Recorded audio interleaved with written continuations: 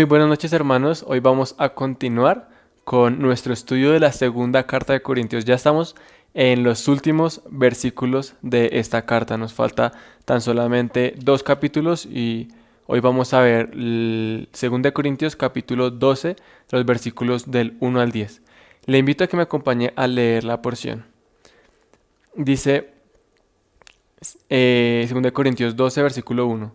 Ciertamente no me conviene gloriarme, pero vendré a las visiones y las revelaciones del Señor. Aquí está hablando Pablo. Conozco a un hombre en Cristo que hace 14 años, si en el cuerpo no lo sé, si fuera del cuerpo no lo sé, Dios lo sabe. Fue arrebatado hasta el tercer cielo. Y conozco al tal hombre, si en el cuerpo o fuera del cuerpo no lo sé, Dios lo sabe. Que fue arrebatado al paraíso, donde oyó palabras inefables que no le es dado al hombre expresar. De tal hombre me gloriaré, pero de mí mismo en nada me gloriaré, sino en mis debilidades. Sin embargo, si quisiera gloriarme, no sería insensato, porque diría la verdad, pero lo dejo para que nadie piense de mí más de lo que en mí ve u oye de mí, y para que la grandeza de las revelaciones no me exaltase desmedidamente, me fue dado un aguijón en mi carne, un mensajero de Satanás, que me abofetee para que no me enaltezca sobremanera, respecto a lo cual 3 veces he rogado al Señor que lo quite de mí. Y me ha dicho, un versículo que conocemos mucho, bástate mi gracia, porque mi poder se perfecciona en la debilidad. Por tanto, de buena gana me gloriaré más bien en mis debilidades, para que repose sobre mí el poder de Cristo. Por lo cual, por amor a Cristo, me gozo en las debilidades, en afrentas, en necesidades, en persecuciones, en angustias, porque cuando soy débil, entonces soy fuerte. Acompáñenme a orar. Padre del cielo, Señor, te damos infinitas gracias porque nos das tu palabra, Señor, para que la estudiemos, Señor, para que te conozcamos tu carácter, Señor, tu grandeza, Señor, cómo oras, Señor, Padre. Yo te ruego, Señor, para que en esta noche nos permitas poder comprender, Señor, lo que quieres decirnos a nuestra vida, Padre. Que seas tú, Señor, hablando a los corazones, Padre, que sea tu palabra, Señor, confrontando, Señor, nuestras vidas, Señor, para que seamos transformados y seamos cada día más a la imagen y semejanza de tu Hijo Cristo, Padre. Ayúdanos, Señor, a entender, Señor, en el nombre de Cristo Jesús. Amén. Y bueno, mis hermanos, en el pasaje de hoy tenemos varios puntos que me gustaría tocar. Y uno de ellos es la debilidad. ¿Qué es la debilidad? Bueno, aquí en este pasaje, cuando habla de debilidad, se refiere como a una enfermedad o una fragilidad, una incapacidad, quizás carencia de fuerza, un estado de debilidad o de limitación. Y yo quisiera hacerles una pregunta. ¿A cuántos de nosotros nos gusta sentirnos fuertes, seguros, nos gusta sentirnos capaces? Yo creo que a todos nos gusta cuando nos sentimos fortalecidos, ¿cierto? Y le hago la pregunta contraria, ¿a cuántos de nosotros nos gusta ser débiles? ¿A cuántos de nosotros nos gusta que los demás vean lo débiles o frágiles que somos? Yo creo que no es fácil para ninguno de nosotros cuando estamos en debilidad. Y en estos pasajes vemos un versículo muy conocido, como ya les había dicho en el versículo 9, donde Dios le responde a Pablo, bástate mi gracia, porque mi poder se perfecciona en la debilidad. Hoy quiero que veamos bien qué significan estas palabras, porque la debilidad no es una bendición en sí misma. Tengamos en cuenta eso. La debilidad no es una bendición en sí misma, pero puede llegar a ser bendición cuando nosotros respondemos correctamente ante esta situación. La debilidad no es una bendición en sí misma, pero sí es un medio que Dios utiliza para bendecirnos y para bendecir. Y bueno, ¿de qué depende? Como ya les dije, de la situación, de la actitud que nosotros pongamos, de cómo reaccionemos ante esta situación. Entonces, Bien, ¿por qué Pablo llega a este punto, al punto de la debilidad? Si empezamos desde el versículo 1, vemos que allí nos narra la historia de un hombre que fue llevado al tercer cielo, al paraíso, y que escuchó cosas que no se le permitían contar. ¿De qué está hablando? ¿De quién está hablando este pasaje? Bueno, en este pasaje Pablo está hablando de una experiencia que él mismo tuvo, y me gustaría que me acompañaran a leerlo, los primeros 4 versículos en la Nueva Traducción Viviente, que dice: mi jactancia no servirá de nada. Sin embargo, debo seguir adelante. A mi pesar, contaré acerca de visiones y revelaciones que provienen del Señor. Hace 14 años fui llevado hasta el tercer cielo. Si fue en mi cuerpo o fuera de mi cuerpo no lo sé, solo Dios lo sabe. Es cierto, solo Dios sabe si estaba yo en mi cuerpo o fuera del cuerpo, pero sí sé que fui llevado al paraíso y oí cosas tan increíbles que no pueden expresarse con palabras, cosas que a ningún humano se le permite contar. Aquí podemos ver que Pablo habla de una experiencia que tuvo él mismo. Además, no tendría mucho sentido que Pablo estuviera hablando de la experiencia de otra persona. ¿Por qué? Porque si vemos el contexto en los anteriores capítulos, podemos ver que Pablo está defendiendo su apostolado. Pablo está defendiendo su ministerio. Entonces no tendría mucho sentido que él empezara aquí a hablar de alguien más cuando él estaba hablando de por qué su ministerio era guiado por Dios, era guiado por Cristo, era un ministerio correcto. Entonces podemos ver que Pablo definitivamente está hablando de una experiencia que él tuvo. Y me gustaría que viéramos algo en especial, y es que Pablo tenía muy claro que de nada servía gloriarse en esto. Entonces quizás te puedes preguntar, bueno, si Pablo, ahí como dice en el versículo 1, ciertamente no me conviene gloriarse. En la Nueva Traducción Viviente, mi jactancia no servirá de nada. Y tú dices, bueno, pues si no le conviene gloriarse, si no sirve de nada, entonces, ¿por qué Pablo menciona esto? En la Dios hablado dice, nada gana uno con gloriarse de sí mismo. Bueno, pues Pablo nombra esta experiencia no porque él ganara algo con ello, sino porque era necesario para la situación, para dar contexto a lo que vendría más adelante. También lo vemos en el versículo que sigue, en el versículo 5, que dice, de esta experiencia vale la pena jactarse, pero no voy a hacerlo. Solamente me jactaré en mis debilidades. Pablo tenía claro que la jactancia en uno mismo no tenía ningún beneficio. Entonces, nuevamente, ¿por qué Pablo entonces, si no tenía ningún beneficio, por qué menciona eso? Bueno, él quería dar el contexto de lo que vendría más adelante, lo que vemos como el aguijón de Pablo en la carne. Y por eso vamos ahora a entrar al versículo 6. Voy a leerlo en la Nueva Traducción Viviente. Dice, si quisiera jactarme, no sería ningún necio al hacerlo, porque estaría diciendo la verdad. Pero no lo haré, porque no quiero que nadie me atribuya méritos más allá de los que pueda verse en mi vida u oírse en mi mensaje. Aun cuando he recibido de Dios revelaciones tan maravillosas.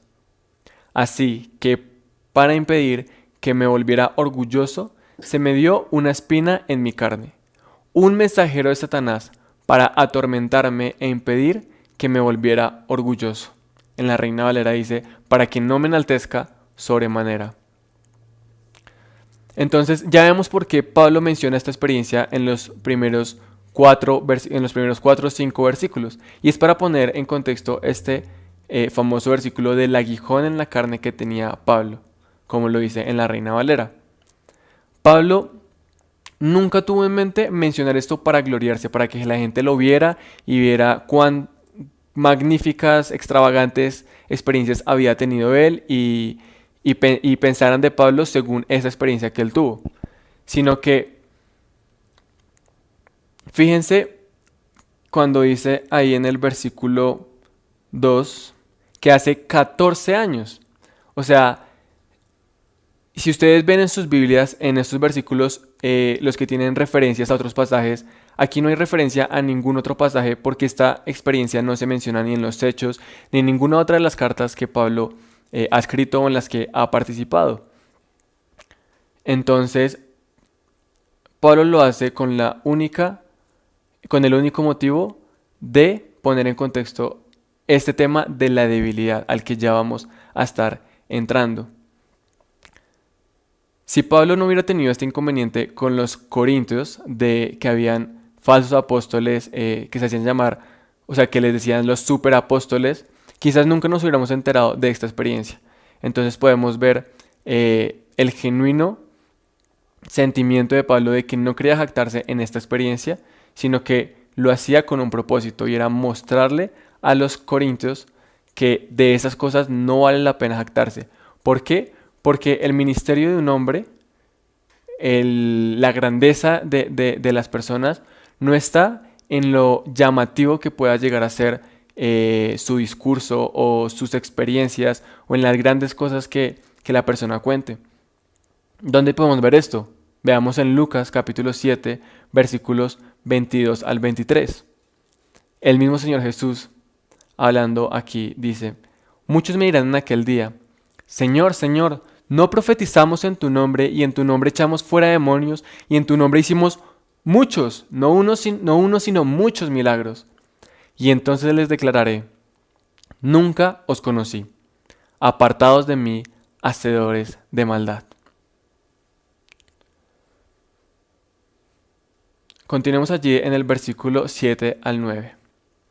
Y para que la grandeza de las revelaciones no me exaltase desmedidamente, me fue dado un aguijón en mi carne, un mensajero de Satanás, que me abofetee para que no me enaltezca sobremanera. ¿Qué quiere decir esto? Para que Pablo no se crea un superapóstol, no se crea que él tiene privilegios por encima de todos, para que él no se crea superior a sus hermanos. Versículo 8. Respecto a lo cual 3 veces he rogado al Señor que lo quite de mí, y me ha dicho: bástate mi gracia, porque mi poder se perfecciona en la debilidad. ¿Cómo así que el poder de Dios se perfecciona? Esa fue una pregunta que me hice al leer este versículo. Porque mi poder se perfecciona en la debilidad. Por supuesto que estas palabras no quieren decir que el poder de Dios no sea perfecto. ¿Qué quiere decir entonces esto? Que el poder de Dios se cumple, se completa, se manifiesta en la debilidad. ¿No es esto increíble, mis hermanos? Dios no está buscando personas superdotadas, personas famosas, exitosas, para cumplir con su plan, para ser usados por Él.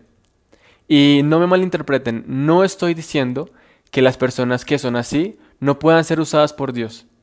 Lo que quiero decir, y lo que vemos a través de la Biblia y lo que vemos en este pasaje, es que Dios no usa a personas que confían en sus capacidades, en sus habilidades, en su posición social. Dios no usa a personas que confían en sí mismos. Lo vemos allí en Santiago capítulo 4 versículo 10, que dice: humillados delante de Dios y Él os exaltará. Es en este punto que Dios usa a las personas cuando se humillan delante de Él.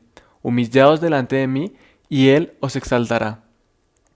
Entonces es todo lo contrario. Dios usa a aquellos que con un corazón humilde reconocen su debilidad y su fragilidad ante Dios. Aquellos que reconocen que separados de Él nada pueden hacer. Vemos allí en 1 Corintios capítulo 1 versículos 26 y 29. ¿Qué dice? Permítame lo busco en mi Biblia. Pues mirad, hermanos, vuestra vocación, que no sois muchos sabios según la carne, ni muchos poderosos, ni muchos nobles, sino que lo necio del mundo escogió Dios para avergonzar a los sabios, y lo débil del mundo escogió Dios para avergonzar a lo fuerte, y lo vil del mundo y lo menospreciado escogió Dios, y lo que no es, para deshacer lo que es, a fin de que nadie se jacte en su presencia. Este pasaje nos ayuda a ver el por qué el Señor no usa a personas superdotadas, con super habilidades, con una posición social muy alta, que sean súper reconocidas por todos sus atributos que tenga. ¿Por qué? Porque no debemos jactarnos en nosotros mismos. La gloria le pertenece al Señor. Es por su gracia que somos lo que somos. Que Pablo también lo dice Ya lo veremos más adelante como lo dice Pablo. Y quiero hacer aquí una pregunta. ¿No es verdad que somos débiles? Tenemos que esforzarnos mucho para ver que este mundo está lleno de dificultades, de limitaciones, de necesidades. No basta con ver un poco a nuestro alrededor para ver nuestra condición de fragilidad. Santiago 4:14 dice, porque ¿qué es vuestra vida? Ciertamente es neblina, que se aparece por un poco de tiempo y luego se desvanece. Primera de Pedro 1:24, porque toda carne es como hierba, y toda la gloria del hombre como flor de la hierba. La hierba se seca y la flor se cae. Es muy difícil ver cuán frágiles somos, pero quiero que recordemos, la debilidad no es una bendición en sí misma, sino es la actitud que pongamos ante esa debilidad lo que va a permitir que esa situación sea de bendición en nuestra vida. Porque cuántas personas no vemos que están pasando por dificultades y lo que hacen es maldecir, lo que hacen es volverse más duros de corazón. Bueno, hermanos, esa no debe ser nuestra actitud. Hace 8 días, Jefferson nos habló de 3 personajes, incluyendo a Pablo, que reconocieron su debilidad delante de Dios. Y asimismo, cuando reconocieron su debilidad delante de Dios, fueron usados por él. Jefferson nombraba a Sansón, que aunque el Señor le había concedido mucha fuerza, se dejó dominar de sus pasiones, a tal punto de que perdió su fuerza. Pero vemos al final de su vida que él rogó al Señor y reconoció que él no era fuerte, la fuerza no provenía de él, sino que provenía de Dios. En este momento, cuando Sansón reconoció que él era débil y que su fuerza provenía únicamente de Dios, Dios le devolvió la fuerza. Y vemos allí que mató a muchos filisteos, más de los que había matado en toda su vida. También Jefferson nos habló de David. Y quiero que veamos otra parte de la vida de David en 2 Samuel 7:8 que dice, ahora pues, aquí le está hablando Jehová a Natán, el profeta, dice, ahora pues dirás así a mi siervo David, así ha dicho Jehová de los ejércitos, yo te tomé del redil, de detrás de las ovejas, para que fueses príncipe sobre mi pueblo, sobre Israel. ¿Quién era David antes de ser rey? David no era, como decimos a veces, David no era nadie para poder llegar a ser rey, pero él fue la persona que Dios escogió para que fuese rey. No se trata de que nosotros en nuestras habilidades y nuestras capacidades podamos servir a Dios, sino se trata de que en nuestra debilidad Dios hace cosas increíbles. Y aquí podemos ver que el poder de Dios se perfecciona en la debilidad. ¿Recuerdan a David cuando recuerdan la situación donde Samuel unge a David? Su padre había llevado a todos sus hermanos. E incluso David ni siquiera lo habían llevado, ni siquiera lo habían tenido en cuenta.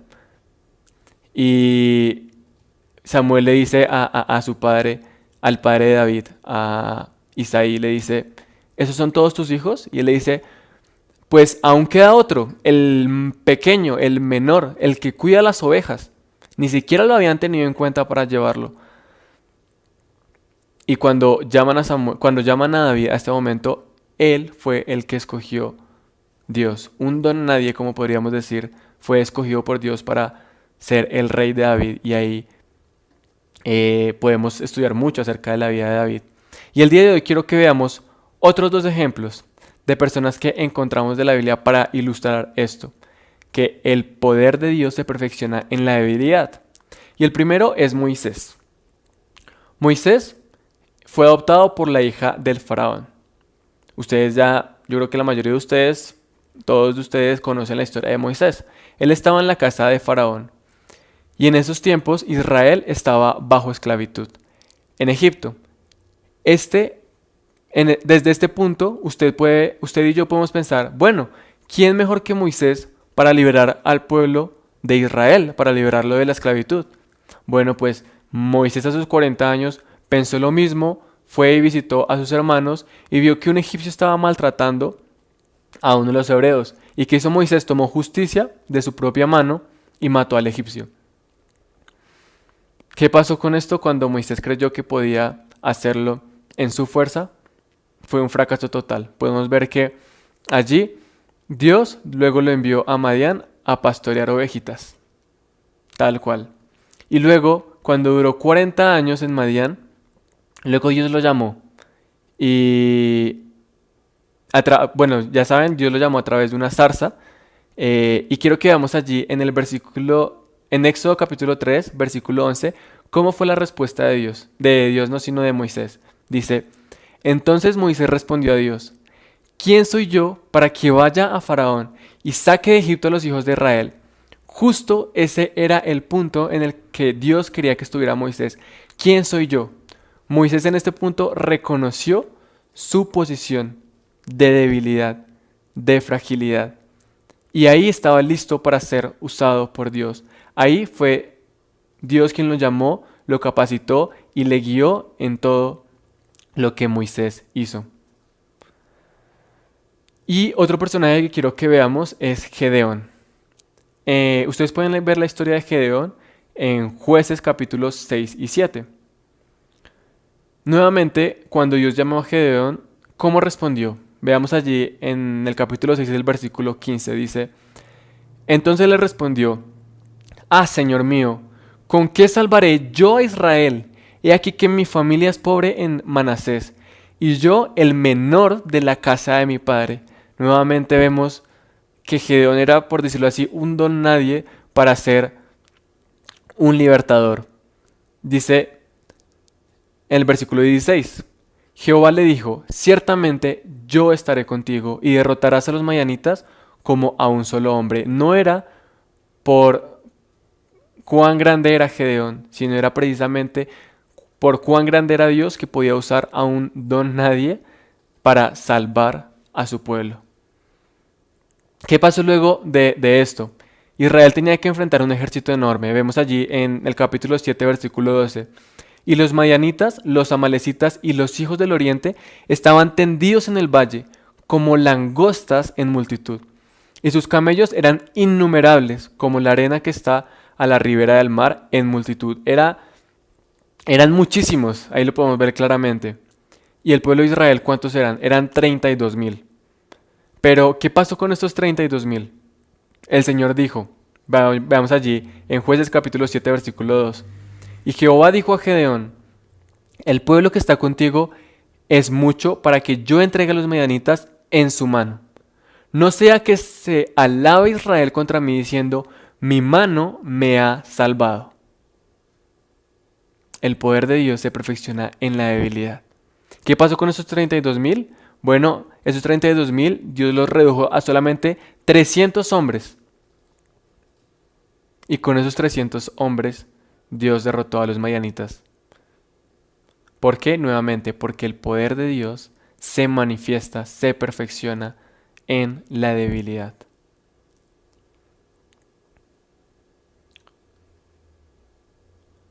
Porque cuando Dios usa a personas débiles, que no solo son débiles, sino que reconocen su debilidad, el poder de Dios es manifestado, es magnificado. Porque el que se lleva la gloria y la honra, como es debido, es Dios y no nosotros. Pablo necesitaba aprender esta lección. Y estoy seguro que tanto usted como yo necesitamos aprender esta lección. Y no solo aprenderla, sino llevarla a la práctica. Veamos allí lo que sigue diciendo nuestro pasaje en 2 de Corintios.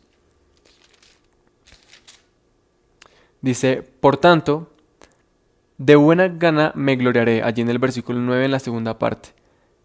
Vamos a leerlo completo. Bástate mi gracia, porque mi poder se perfecciona en la debilidad. Por tanto, de buena gana me gloriaré más bien en mis debilidades, para que repose sobre mí el poder de Cristo. Me encanta como lo dice la Biblia de las Américas. Por tanto, muy gustosamente me gloriaré en mis debilidades, para que el poder de Cristo more en mí. Pablo entendió que el estar en debilidad era lo mejor que le podía pasar.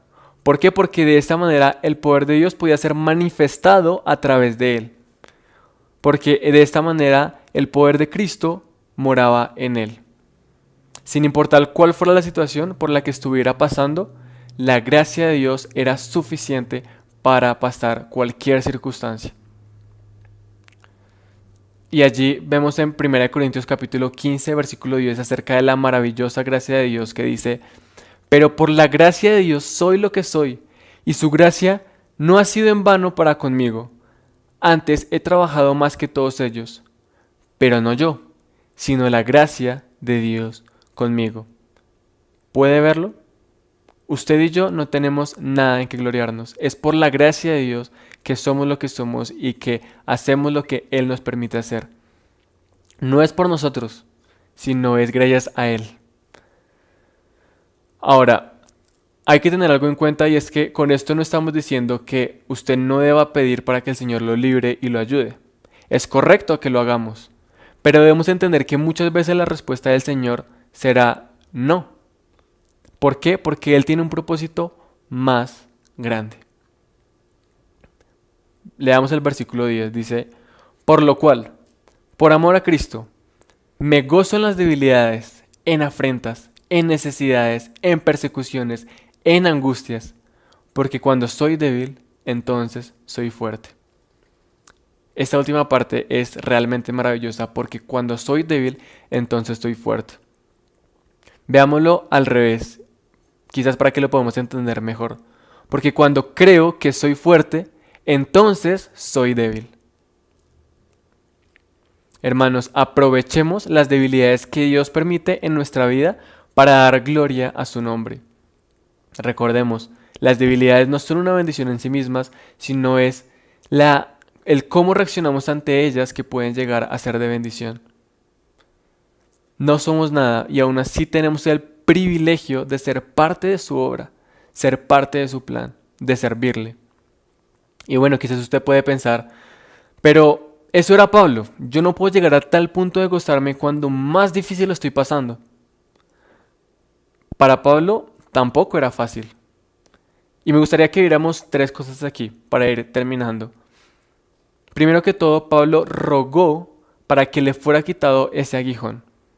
La actitud de Pablo era la misma que tuvo el Señor Jesús en el huerto de Getsemaní, que por cierto también oró 3 veces allí.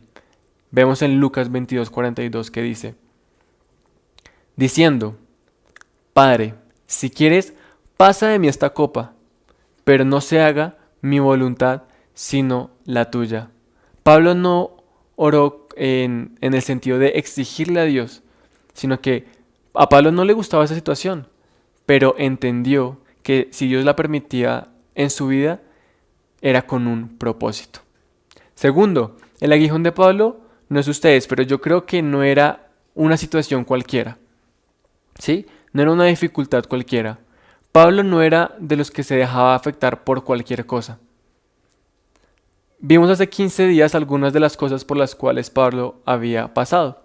Y quiero que leamos estas cosas por las que Pablo pasó. En el capítulo 11, versículos 23 al 27 dice: ¿son ministros de Cristo? Como si estuviera loco hablo.